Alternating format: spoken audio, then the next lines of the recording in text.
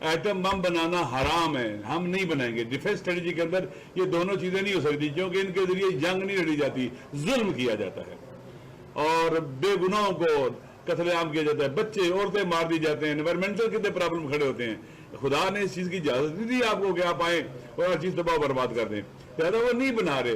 خود اوباما نے بھی جب پریزیڈنٹ تھا اس نے کہا کہ آیت اللہ خامنئی کا اور امام خمینی کا فتویٰ ہے کہ ایٹم بم ہم نہیں بنائیں گے. یہ سارے خود کہتے رہے ہیں لیکن بہانہ تلاش کر رہے ہیں. کیوں؟ انہیں ایسا ملک قبول نہیں ہے اس خطے کے اندر جو اپنے فیصلے خود کرے، جو آئی ایم ایف کا مقروض نہیں ہے، جو ورلڈ بینک کا مقروض نہیں ہے. 46 سال ہونے والے ہیں اس کے اوپر پابندیاں ہیں لیکن وہ ترقی کر رہا ہے، آگے بڑھ رہا ہے. لہذا ان کو برداشت نہیں تھا یہ. لہذا ایک گریٹر اسرائیل اس وقت تک نہیں بن سکتا جب تک ایران کی دیوار بیچ میں سے نہ گرائی جائے. آپ ایک کتاب ہے، میں نے اس دن بھی کہا ہے کہ ڈینس لیوی لپکن کی کتاب ہے، ایوی لپکن کی کتاب ہے، ریٹرن ٹو مکہ پڑھیں. اور پھر نیتنیاہو تو صاف کہہ رہا ہے کہ میں نیا مڈل ایسٹ بناؤں گا، میں مڈل ایسٹ کا چہرہ چینج کر دوں گا، گریٹر مڈل ایسٹ بنے گا. تو یہ سارے کا سارا عالمی قوتوں کے تعاون سے ہو رہا ہے، کیونکہ شفٹ آف پاور کو کنٹرول کرنا چاہتے ہیں، اپنی ہیجمونی کو باقی رکھنا چاہتے ہیں، چائنا کو کنٹین کرنا چاہتے ہیں اور اس خطے کے اندر جتنی بھی پاور ان کو کنٹرول کرنا چاہتے ہیں. باب المندب سے لے کر اپنے ہرمز تک سارے سمندری راستے اپنے کنٹرول میں کرنا چاہتے ہیں.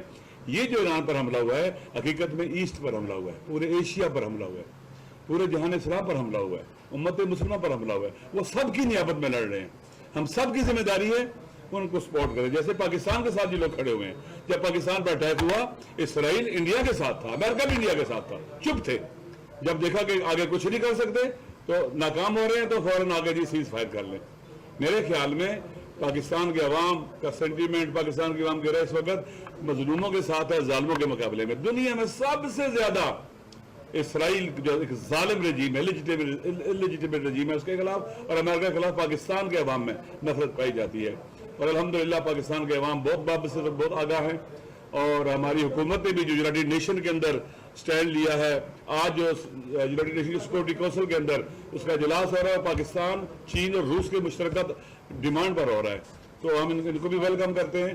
جیسے پاکستان پر جب اٹیک ہوا تھا تو ہم سارے اکٹھے تھے، ایران پر بھی جب اٹیک ہوا تو ہم سارے اکٹھے ہیں، پاکستان کے عوام سب ہم اکٹھے ہیں، کیونکہ ہمیں پتہ ہے کہ ایران کے بعد کس کی باری آنی ہے؟ پاکستان کی. وہ چھوٹے چھوٹے ملک بنانا چاہتا ہے، چھوٹے چھوٹے سٹیز کی طرح کنٹری تقسیم کرنا چاہتا ہے. لہٰذا انشاءاللہ العزیز ایران کے عوام کھڑی ہے، وہ دلیر لوگ ہیں. پہلے بھی 8 سال کے خلاف عالمی جنگ تھی، وہ نہیں ہارے، 1 انچ اپنی زمین قبضہ نہیں کرنے تھی. آج تو وہ بہت طاقتور ہیں اور انشاءاللہ العزیز مجھے امید ہے کہ مظلوم جیتیں گے اور عالمی استکباری قوتیں جو ظالم ہیں، جو ایٹم بم مارتی ہیں، جو قاتل ہیں. آپ دیکھ لیں گزشتہ فرسٹ ورلڈ وار سے لے کر ابھی تک انہوں نے کروڑوں انسانوں کو، بے گناہوں کو قتل کیا ہے اور کر رہے ہیں. غزہ پہ خاموش ہیں، آج بھی غزہ پہ اس نے اٹیک کیا، سیلے لوگوں کو مارا ہے. اس لیے ضرورت ہے کہ جہان اسلامی اکٹھا ہو، مسلمان اکٹھے ہوں، مسلمان کنٹریز اکٹھے ہوں تاکہ ان فتنوں کا مقابلہ کر سکیں. شکریہ. میں عمر صاحب. بسم اللہ الرحمن الرحیم. پاکستان کی خواتین و حضرات، میں بالکل مختصراً اپنی بات کروں گا. علامہ صاحب نے اور بیرسٹر گوہر صاحب نے تفصیلاً آپ کے سامنے باتیں رکھ دی ہیں. آپ کو میں یاد دلانا چاہتا ہوں کہ جو دوسری گلف وار ہوئی تھی اس وقت ویپنز آف میس ڈسٹرکشن کا شوشہ بش نے اور بلیئر نے شروع کیا تھا اور اس مفروضے پہ پورے عراق کو تباہ کیا گیا تھا اور مشرق وسطیٰ کے اوپر اٹیک کیا گیا تھا. اور آپ دیکھ لیں کہ آج بھی خطہ جو ہے 20 سال بعد 25 سال بعد وہ ابھی تک نہیں سنبھلا. نمبر 1. نمبر 2, ایران کے اوپر اسرائیل کا یونیلیٹرل اٹیک یہ ایک تشدد تھا، یہ ایک ٹیرر اٹیک تھا. میں سمجھتا ہوں جس طرح کہ ان کی لیڈرشپ کو ٹارگٹ کیا گیا تھا اور کئی فوجیں جو ہوتی ہیں وہ کبھی کمانڈ کنٹرول کو، لیڈرشپ کو کوئی ٹارگٹ نہیں کرتا کیونکہ جنگ بندی میں اور ان چیزوں میں لیڈرشپ ہی کام آتی ہے. سو لہٰذا یہ اسرائیل کا ایک ٹیرر اٹیک تھا. تیسری اہم بات یہ ہے کہ اس کو سلجھانے کی طرف جانا چاہیے، یہاں پہ امن آنا چاہیے. خطہ جو ہے یہ برداشت نہیں کر سکتا کہ یہ جنگ اور مزید آگے بڑھے. میں مختصراً آپ کو ایک بار پھر، وزیر اعظم عمران خان صاحب کہتے ہیں کہ آپ ایک چیز دہراتے ہیں تو ان لوگوں کے ذہن میں آتی ہے. آپ کو میں کئی فگرز بتا دیتا ہوں. دنیا میں خواتین و حضرات اس وقت جو تیل کا ذخیرہ ہے وہ 1.2 ارب بیرلز ہے تیل کے.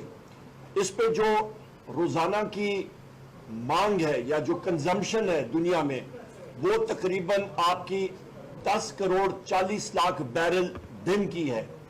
जो आपकी पैदावार है तेल की वो तकरीबन आपकी 8 crore 20 lakh barrel per day है। इस पे ईरान का हिस्सा 35 से 40 लाख बैरल पर डे है। और जो आपको मैंने कंजम्पशन और टोटल जखीरे की वैल्यू बताई है, तो दुनिया में खुदा ना खास्ता कुछ होता है तो तेल का जो रिजर्व या जखीरा है वो आपका 12 दिन से ज्यादा नहीं है। पाकिस्तान के हवाले से हमने मिनिस्टर फाइनेंस, सेक्रेटरी फाइनेंस और पेट्रोलियम के लोगों से पूछा, उन्होंने कोई खातिर खा हमें जवाब नहीं दिया।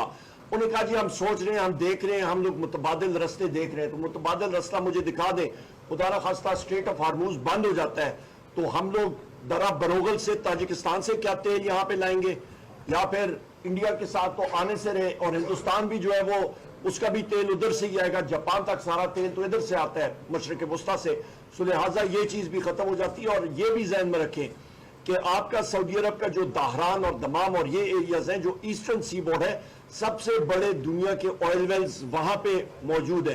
तो उनकी आमदोरफ्त आपकी यूएई की, आपकी कुवैत की, आपकी इराक की, आपकी ईरान की, ये जितने तेल प्रोड्यूसिंग कंट्रीज हैं, बहरीन हो गया, कतर हो गया, वो सारे के सारे यहां से निकल नहीं सकेंगे। ना सिर्फ तेल बल्कि गैस भी, एलएनजी जो है, सारी सप्लाई चेन टूट जाएगी और दुनिया की मईशत उसको बहुत बड़ा कड़ा जर्ब लगेगा। आखिरी बात यहां पे मैं करूं कि हमारी फाइनेंस कमेटी में हमने एक चीज उठाई कि वो दिखा रही थी ये इंस्टॉल्ड गवर्नमेंट के जी, हम लोग मॉडलिंग के जरिए, आलमी बैंक ने और बाकी इदारों ने हमारे साथ मॉडलिंग की है और आपका स्टेटिस्टिकल और फाइनेंशियल मॉडल्स हैं कि मईशत जो है किस तरह बढ़ेगी।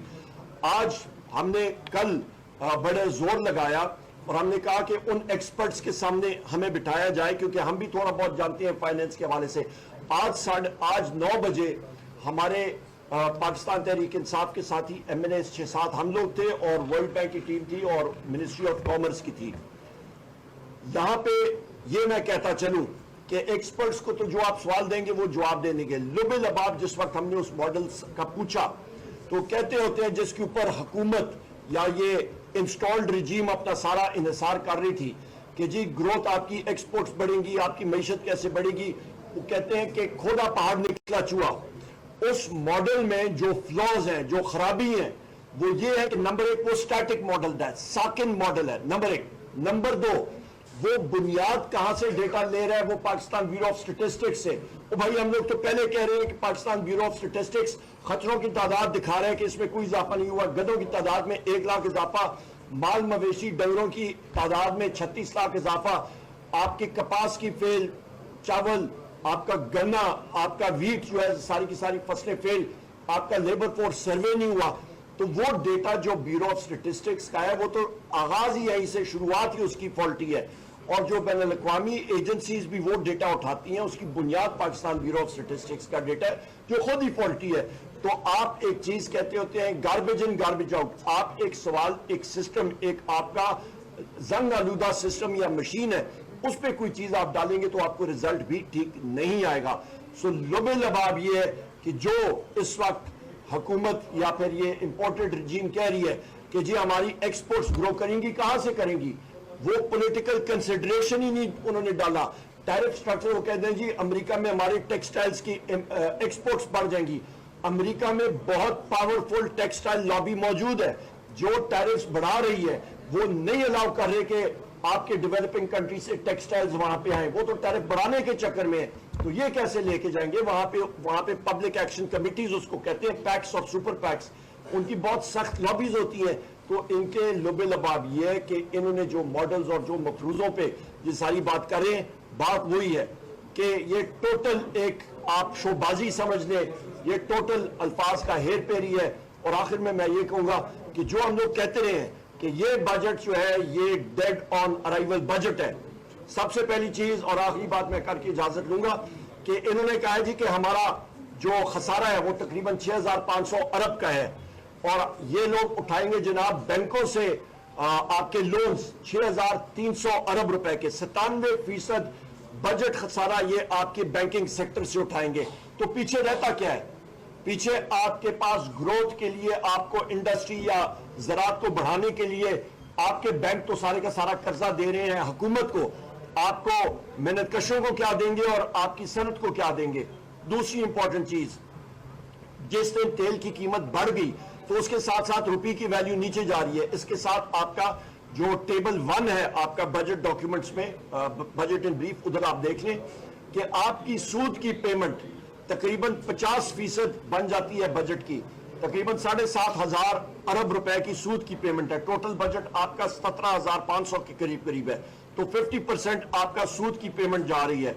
और सूद की पेमेंट, क्योंकि यहां पे आपकी रुपये की वैल्यू डिवैल्यू होगी, सूद आपका बढ़ जाएगा। तीसरी इंपॉर्टेंट पॉइंट यह है कि जनाब इनका जो कर्जा इन्होंने लोकल करेंसी में किया हुआ है, कर्जे की अदायगी पिछले साल के मुकाबले में 1,000 अरब या कम हुई है। तो वो 1,000 अरब जो कम हुई है, पैसा कम इन्होंने देना है, तो वो किधर इस्तेमाल कर रहे हैं? एक छोटा पोर्शन दिफा में गया, बाकी किधर जा रहे हैं? बाकी खवातीन वज़रात खर्चियों में, डेवलपमेंट एक्सपेंडिचर में वो नहीं जा रहा। वो सेविंग आपके तरक्याती प्रोजेक्ट्स में नहीं जा रही। सिर्फ 55 करोड़ रुपए सूबा खैबर पख्तूनख्वा के लिए, बाकी सारे का सारा सिर्फ तख्ते लाहौर के लिए, न जनूबी पंजाब के लिए, न सिंध के लिए, और न ही बलोचिस्तान के लिए। इसको हम लोग कंडेम करते हैं। और एक चीज मैं बावर करा दूं कि इस वक्त आपका बजट जो है ये डोमेस्टिक डेट ट्रैप की तरफ लेके जा रहे हैं। इस बजट में आपके बैंक के मालिकान अरबपति नहीं, खरब और खरबपति बन रहे हैं, क्योंकि वो सारे का सारा कर्जा बैंक जो है वो दे रही है हुकूमत को। उनको फायदा हो रहा है और किसी को फायदा इस बजट में नहीं हो रहा। बहुत शुक्रिया। एक बात कहना चाहता हूँ, जैसे इन्होंने कहा है कि मिलिट्री लीडरशिप को मारना ये एक एक्ट ऑफ टेरर है। अभी वो डोनाल्ड ट्रंप भी कहता है और नेतन्याहू भी कहता है कि हम वहाँ की लीडरशिप आयतुल्लाह खामेनी को हम मारेंगे, उनकी लीडरशिप को मारेंगे। ये टोटली बुखलाए हुए लोग हैं, डरे हुए लोग हैं कि आप एक बंदे को मार के तो सेकंड बंदा नहीं आ जाएगा। लेकिन ये बात, ये कहना खुद एक्ट ऑफ टेरर है। इससे पता चल रहा है कि ये जितने भी हैं, चाहे वो अमेरिका कह रहा है, डोनाल्ड ट्रंप कह रहा है, चाहे नेतन्याहू कहता है, उसके वजीर कह रहे हैं। और फिर अभी नेतन्याहू के एक वजीर ने कहा है कि लोग नागासाकी और हिरोशिमा को याद रखें, ईरान के अवाम, यानी हम उनको एटम बम मारेंगे।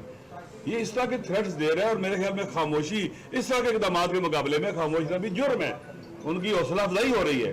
और अगर इसराइल को ना रोका गया, चीजों को ना रोका गया, तो ये जंग इस पूरे खित्ते को लपेट में ले लेगी और तबाही बर्बादी होगी।